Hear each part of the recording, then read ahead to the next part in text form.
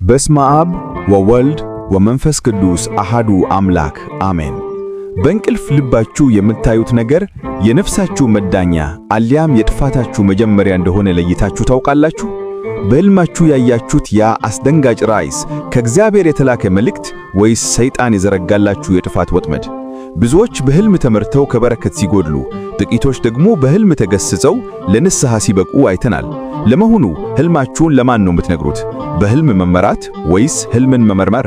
ዛሬ በዚህ ዝግጅታችን በቅድስት ኦርቶዶክስ ተዋሕዶ ቤተክርስቲያን አስተምሮ በሚያስተምሩ ታላላቅ መንፈሳዊ መምህራን ትንታኔ መሰረት በሕይወታችሁ ላይ ትልቅ ለውጥ የሚያመጡ 5 የሕልም አይነቶችና ጥንቃቄዎቻቸውን በጥልቀት እንመረምራለን።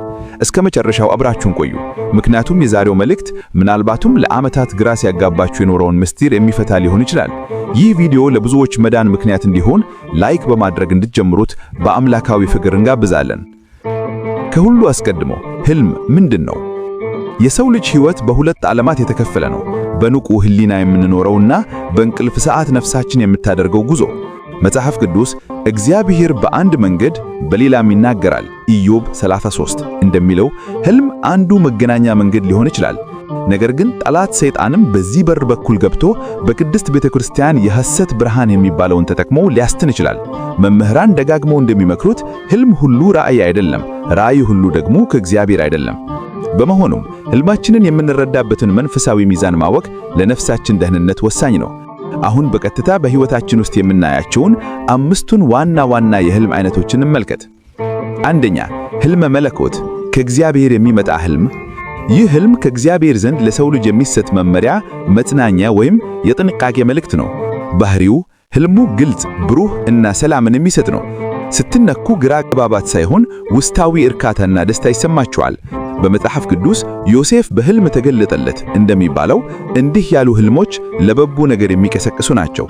የሚታዩ ምልክቶች: ቅዱሳን ነጫጭ ርግቦች፣ ቅዱሳን መላእክት፣ ደጎች ሰዎች ወይም ደግሞ በሕይወታችሁ ልታደርጉት የሚገባችሁን መልካም ነገር የሚያሳዩ ምስሎች። ጥንቃቄና ትርጉሜ: እንዲህ አይነት ሕልም ስታዩ ትዕቢት እንዳይሰማችሁ ተጠንቀቁ። እግዚአብሔር አናገረኝ ብላችሁ ለሰው ሁሉ አታውሩ። ሕልሙን የምትነግሩት ሰው በክፉ የመናፍስት መንፈስ የሚመራ ከሆነ በውስጡ ያለው መንፈስ ወደሚፈልገው መንገድ እንድትጓዙ ሊያስትናችሁና ሊያሰናክላችሁ ይችላል። ይልቁኑ ለንስሐ አባት በመንገር በጸሎት በማጽናት ወደ ተግባር መለወጥ ይገባል። መምህራን እንደሚሉት እግዚአብሔር በሕልም ሲናገር ድምፁ የፍቅርና የሰላም እንጂ የትርምስና የጭንቀት አይደለም። ሁለተኛ፣ ሕልመ ሰይጣን፣ የጠላት ውጊያና ማታለያ። ሰይጣን ሰውን ለማሳሳት እና ተስፋ ለማስቆረጥ የሚጠቀምበት መሳሪያ ነው። ባህሪው ፍርሃትን፣ ጭንቀትን፣ የዝሙት ሐሳብን ወይም የጥላቻ ስሜትን ይዘራል። አንዳንዴም እንደ ብርሃን መልአክ ሆኖ በመምጣት አንተ ጻድቅ ነህ፣ አንቺ ቅድስት ነሽ በማለት በትዕቢት ሊጥልን ይችላል። የሚታዩ ምልክቶች: የሚያስፈሩ አራዊት፣ ገደል፣ ቆሻሻ ቦታዎች ወይም ደግሞ በዝሙት የሚያሳስቱ ምስሎች። አንዳንዴም የሞቱ ዘመዶችን መስሎ በመምጣት ቤተክርስቲያን እንዳንሄድ ወይም የተሳሳተ መንገድ እንድንከተል ይመክረን ይችላል። መፍትሄው ስትነኩ በስመ አብ ወወልድ ወመንፈስ ቅዱስ ብላችሁ አማትቡ። በሕልሙ ያያችሁትን ክፉ ነገር ደጋግማችሁ አታስቡት። ይልቁኑ ሕልሙን እንዲሽር እንዲያጠፋው ወደ አምላካችሁ በፍጥነት መጸለይ። እንዲህ ከሆነ ሰይጣን በሕልም የደገሰው ድግስ በንቃት አይሰለጠንም ይላሉ መምህራን። በጸሎትና በጠበል ራሳችሁን አጽኑ።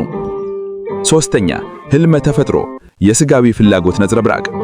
ይህ ሕልም ከመንፈሳዊ ዓለም ጋር ግንኙነት የሌለው በዕለታዊ ውሎዋችንና በሥጋዊ ፍላጎታችን ምክንያት የሚፈጠር ነው። ባህሪው ቀኑን ሁሉ ስናስበው የዋልነው ነገር፣ የቋመጥንለት ስኬት ወይም የፈራነው ውድቀት በሕልም ሲደገም ማለት ነው። ተጠምቶ የዋለ ሰው ውሃ ሲጠጣ እንደሚያልም ማለት ነው። ይህ የነፍስ ሳይሆን የሥጋ ድካም ውጤት ነው። የሚታዩ ምልክቶች: በተዘበራረቀ ሁኔታ ከሥራ ጋር የተያያዙ ምስሎች፣ ገንዘብ ጉዳዮች ወይም ደግሞ የተመገብነው ምግብ የሚያመጣው ስሜት። ትምህርቱ: እንዲህ ያሉ ሕልሞችን ትርጉም ፍለጋ ጊዜያችሁን አታባክኑ። ይልቁኑ ከመተኛታችሁ በፊት አእምሮአችሁን ከዓለማዊ ሐሳብ አጽድታችሁ በጸሎት ዕረፍት አግኙ። አራተኛ፣ ሕልመ ተግሣጽ፣ የሕሊና ወቀሳና የንስሐ ጥሪ።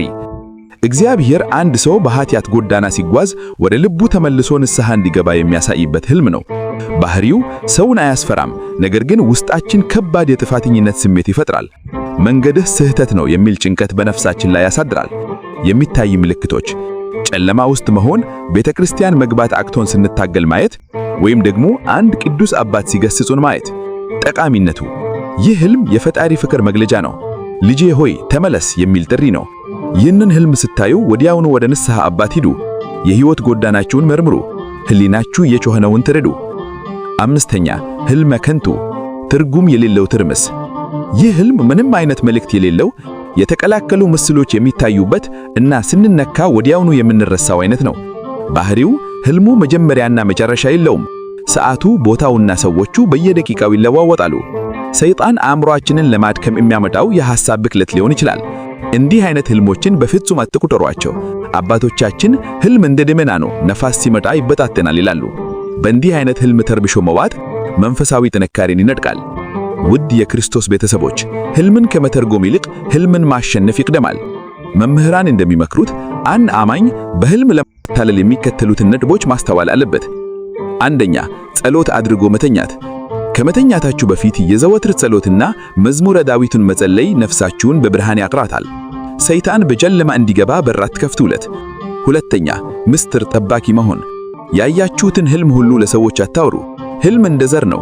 በመልካም መሬት ወይም በእውነተኛ አባትና ሰዎች ዘንድ ካልተዘራ ፍሬው ሊበላሽ ይችላል።